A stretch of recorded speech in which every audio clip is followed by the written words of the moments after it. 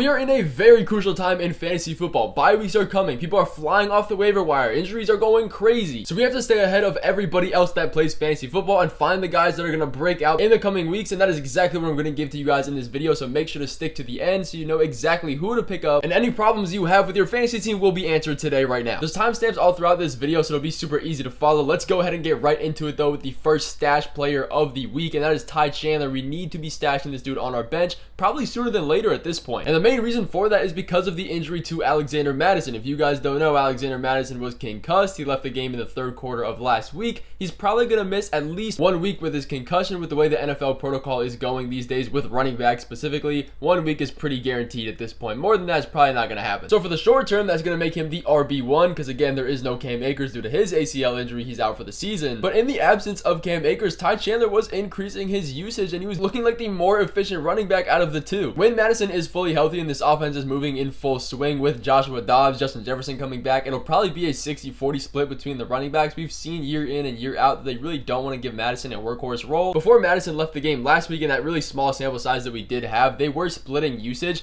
They might not have been splitting carries completely, but they were splitting time on the field. That's a great sign for the beginning of these new running backs. The running back market is super dry in fantasy right now, so he could give you guys a little bit of life on your bench, and he's only rostered in 17% of leagues still, so it'll be pretty easy to get him on your squad. But the second guy we need to be stashing, number 2 on the list, is going to be Pat Freiermuth, and this is a guy that has been getting crazy disrespect as of recently, and I really don't understand why. Yes, he's only rostered in 39% of leagues, and the waiver's already cleared, so it pretty much proves nobody wants him because in half the leagues I'm in, people are just keeping him off waivers, and I've picked him up for myself. And this is where we get the edge, but I guess I can understand where people are coming from and why they don't want to pick him up. He hasn't really been that efficient so far this year. He hasn't been healthy. He's been injured for months at this point. If you look at his chart, he's really only averaged 3 targets a game and only 2 real healthy games. He's a tight end 47 right now. What is the big deal? Why do we need this dude? But recency bias is starting to cloud all of the non-competitive minds right now. In his rookie year, he was the tight end 13, and in the year after that, which was last year, he was the tight end 8 on the season, finishing top 10, and he was projected to do the same thing this year before the injury, obviously. This was a guy that was probably a 7th, 8th, even earlier round pick in our fantasy drafts this year. He's been completely disregarded, dropped on the waivers. We cannot forget that he's still holding that value. Just because he's injured doesn't mean he's not good. He is slated to be activated off IR this week, so we could be seeing the field anywhere from now to 3 weeks from now. Now, I do have to be realistic. He's not going to come in and dominate his very first game or even 2 games back. He's going to take a little bit of time to get acclimated. He probably won't be at his full snap share till week 13. But that is exactly why we're stashing these waiver wire guys, because they can provide us real league-winning value in the coming weeks. He has and will continue to be the second option in this offense. Kenny Pickett loves to target him, and Deontay Johnson just got a questionable tag coming into this week. So if there is a world that he plays, he could see more targets than usual. But the tight end market in general is just super bare. If you can get your hands on anything that's almost 10 points a game, I'm going to take it. But the next guy we need to be stashing on our bench to win leagues, and maybe even group of guys here, is Rondale Moore and Michael Wilson. And the main reason for this is that Kyler Murray is back. Now, is Kyler Murray going to throw 40 passes a game and be some ultra efficient passer? No, that's not what Kyler Murray is. That's not what they ask him to do, but that's also not what we need him to be to produce fantasy relevant guys. And starting with Michael Wilson, one of the main reasons that I like him in this fantasy football stash video is because he's the biggest wide receiver they have on this Cardinals team. He is 6'2". If I'm not mistaken, Rondale Moore is 5'7", 5'8", and then Marquise Brown is 5'9". He can be really utilized with his size in the red zone or any other role you can think of. But this isn't just a shot in the dark either. He's shown signs of breaking out. In week 4, he saw 7 targets for 76 yards, and if you look at his chart here, he's been increasing his snaps and pretty much usage all season. He's looked like a guy that we can be trusting. He is trending up while other guys are trending down, and when we're looking for stash guys, this is the number 1 thing we look for. He has the opportunities in the small sample share he's gotten already, and that is only going to continue as Kyler Murray breaks off the rust and this offense is more efficient. But as for Rondale Moore, in Kyler's first game back, he was the number 1 most targeted wide receiver in this game. He was only behind Trey McBride. With that being said, is he going to be the wide receiver 1 on this team rest of season? No, that's not going to happen, but he is going to be fighting for that wide receiver 2 spot with Michael Wilson. His snaps and routes run on those snaps are a bit lower than Michael Wilson because he's not completely utilized in 12 personnel, but you also could take that as a positive and see in his restricted snap count, he's out targeting literally everybody. But we really shouldn't take that away from him because if we look at last year, he was very efficient. With no DeAndre Hopkins towards that end of that season, he was averaging 5 catches a game and was just outside the top 15 wide receivers. And these guys also have one of the best, if not the best, fantasy playoff schedule for wide receivers. Go ahead and grab them, stash them, do what you can to get them on your team. But back to the running backs, a guy that we can go stash is Rico Dowdle. Before he gets too much hype after this one Giants game, the Cowboys absolutely blew them out, and he saw a 30% snap share that was increased because of the blowout. He was getting garbage time snaps, but that doesn't take away from the fact that besides this game, on the really small snap count he's had really good usage. And in this game, the numbers don't lie. He saw 12 carries and 79 yards. He was averaging 6.5 yards per carry. That is pretty efficient. Again, we take this with a grain of salt. All of the backups were in. These weren't meaningful snaps, but he did find the end zone. He was good. He did look efficient. But this kind of reminds me of the Tony Pollard and Zeke situation we were seeing last year. Rico looks like Tony Pollard did, and Tony Pollard looks like Zeke did. A guy comes in on a restricted snap count, looks more efficient. Now, I'm not comparing these two by any means, but he's probably going to continue to see a role, even if it is only 20 to 30% of the snaps a week. And not to mention, if Tony Pollard were to get injured, even for 1 week, he would be the workhorse RB1 that we would want. Again, another Zeke Tony Pollard situation. We can also assume that if the Cowboys defense keeps blowing out and restricting these teams from scoring any points, they could get more garbage time and more usage and more snaps because of it. And if they keep getting these run heavy garbage time script games, he could end up just giving himself a 40% split just off how good he's been. But speaking of that good game script, the Cowboys get the Panthers, Commanders, and Seahawks in their next 3. That is going to be a run heavy, maybe even garbage time game. I'm not saying Rico is going to become the RB1 or even split carries evenly with Tony Pollard, but he's going to have a tiny bit of a role, and if he were to ever get injured, he would blossom into a league winner. And with how it's been looking, I could realistically see him getting the goal line work. Another running back we can go ahead and stash on our bench is Leonard Fournette, and this is a guy everybody was excited about a few weeks ago when he got signed to the practice squad of the Bills. We were all picking him up, but then a few weeks went on, he hasn't played, he hasn't had field time, and now everyone's kind of dropping him. He's only rostered in 27% of leagues. Now again, by no means is he going to come in and be the RB1, but realistically he does have the potential to be that. We saw that last year in Tampa Bay. But he'll be fighting for that RB2 spot with Latavius Murray, with Damian Harris, and with this offense, it's proven to be a pretty good, valuable spot to be in, because whoever gets this RB2 role is going to get the short yardage and the goal line work, and that alone for the Bills offense is pretty decent. This is a running back fully by committee. James Cook is going to lead with about 60% of the snaps, and then the rest of the guys are going to fight for the other 40. Like the Tony Pollard situation, if James Cook were to ever go out, he would have a whole lot of value, but he hasn't played yet this year. He's not completely washed out of his prime. He's only 28 years old. He's not quite reached the age of running backs to where their efficiency really starts to dip. When he is healthy and he's activated into this offense, he'll have a small role. You can pick him up and stash him on your waivers for now and see what happens. But one guy to keep an eye on, and probably one of my favorites if you're in deeper leagues, is Jalen Guyton. After the Mike Williams injury being out for the entirety of the season, and now we have Josh Palmer being on IR for the next couple weeks, there is no competition for the wide receiver 2 spot behind Keenan Allen, and it is completely wide open. They desperately need this wide receiver 2 to step up, and Quentin Johnson, despite seeing an increase in snaps, really has not been that. Despite playing almost 90% of the snaps over the past 2 weeks, if you look at his chart here, he's only averaging 3.5 targets. If we really look at it, Johnson has had the perfect opportunity and blend to be a breakout wide receiver, but he just hasn't done it yet. He will probably be acting as the wide receiver 2 for now, but Jalen Guyton can fight for the wide receiver 2 or 3 spot. And when you're in an offense like the Chargers, either of those can be very valuable. With no Josh Palmer in those last 2 weeks, Jalen Guyton has seen a 60 and then 80% snap share, and those were his first 2 games off a ACL injury that kept him out the entirety of the year. In this second game, when he saw a full snap share, he outperformed Quentin Johnson, seeing 6 targets, and he had a better fantasy day than Johnson has had all season. Palmer is expected to come off the IR in week 13, and it honestly could be a little bit later than that, so he's a great wide receiver 2 until then, and when he does come back, he'll probably still have value. This offense is top 10 in pass attempts and have one of the best quarterbacks in the NFL. Again, a great situation to buy into and hope for the best. I would honestly pick him up now. This next running back I'm going to give to you guys quick because he is more rostered than all of these other guys, so it might be a little bit too late to stash him, but I want to make sure you guys are the most informed group on TikTok. So Zach Charbonnet is a guy we need to be stashing. Despite Kenneth Walker being the true workhorse RB1, he's seen more snaps than him in 3 back-to-back games. Now, is this because he's a better running back than Kenneth Walker? No, it's not. Is he going to see more usage on the ground than Kenneth Walker? No, probably not, at least in the near future. But he is the Seahawks change of pace back. In those third down situations where they need dynamic guys, he is on the field. In last week's matchup, we can take some data from there. He led in the 2-minute drill and third down snaps, all because they need dynamic runners and pass catchers on the field to keep defenses guessing. Again, Kenneth Walker is going to see a majority of the work, and in those positive game scripts, he's going to be a complete workhorse top 5 running back every week. But in those games where they're not going to be having positive game scripts, where it's negative game scripts, they're going to be playing from behind against tough run defenses, Zach Charbonnet is going to see an increase in usage, and that's why we've been seeing it over the past 3 weeks. He's not going to overtake Walker. He's not really getting that much work on the carries, but being on the field is really all you need to be fantasy relevant sometimes at the running back position. And the Seahawks have one of the toughest remaining schedules, especially with their next 3 coming up. It's going to be a negative game script where Zach Charbonnet should keep seeing usage. If you have Kenneth Walker on your team, go ahead and pick him up as a stash handcuff now, but if you don't, pick him up. If an injury happens, he's an RB1. If it doesn't, he's a great player you can bank on in those negative game scripts. But that is going to finish off this video of the players you need to be adding off the waiver wire to guarantee yourself a spot in the playoffs or just win a couple extra games. I I appreciate you guys watching, and I'll see you guys in the next video.